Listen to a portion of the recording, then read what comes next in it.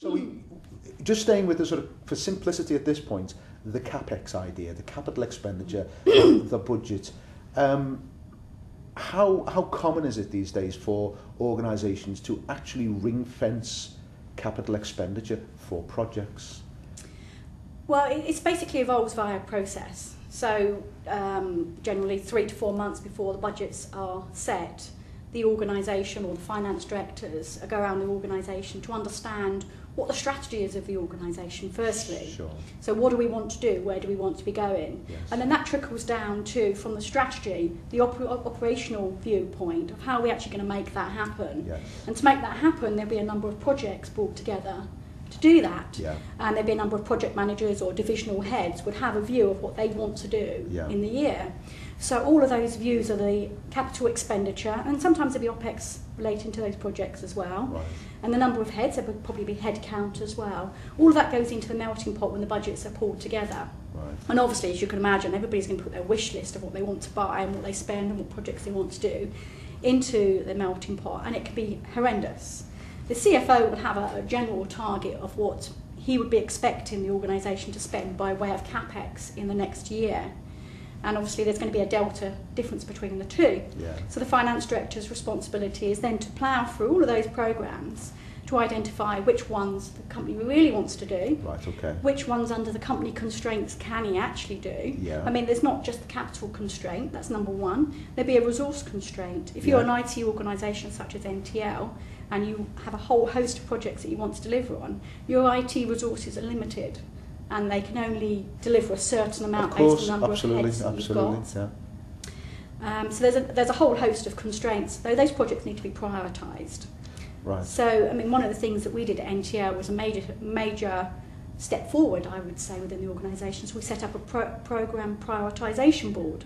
So we looked at all of these projects, looked at the payback on those projects, the net present value on those projects, the headcount resource constraints on those projects, identified which ones we know we have to deliver on, their must-haves, the maintenance side of projects, and then we're left with a smaller pot to identify which programmes we want to do. So the salesperson could be talking to the business, IT, CIO, whatever, and come away with the feeling that there's a budget for this project and get very excited about the fact that great, they've got a budget for it.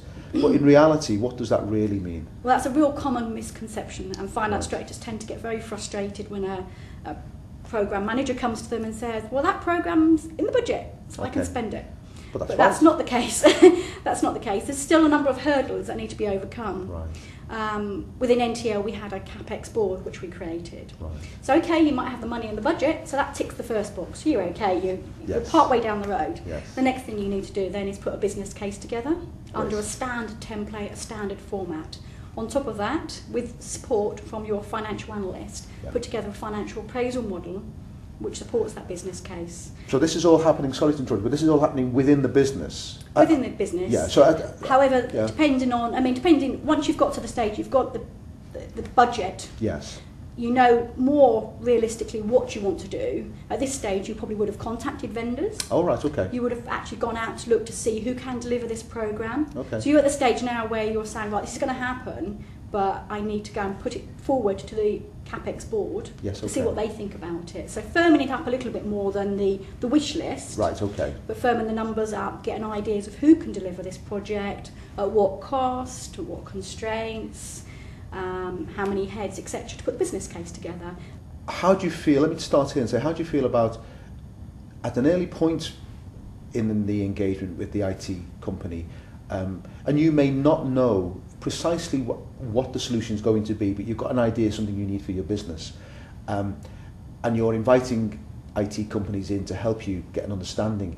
If they came with pre-prepared models, ROI type structures that they've done somewhere before, how welcome would that be for somebody in your position? That would be brilliant, because it shows that you'd thought about how much it's going to cost us. You would have already identified up front the cost saving and the benefits. Yeah. So therefore showing what the return on investment is going to be for us as an organisation. Yeah. So we would already have in our mind what our internal rate of return is, what we as a company are going to be expecting as a return from the business case. So we could align that. If you're miles away from it, obviously we need to talk about it. Yes. But if you're in line with it, then we'd be very happy. So thinking about it being upfront and having the financial forethought upfront in the early days would be brilliant. Absolutely, and then so you could align it with your own models. And then what other internal measures and processes would you expect to be considered in there? I mean, I've come across IRR, internal rate of return, and NPV. What sort of conversation would you expect to take place around your internal measures?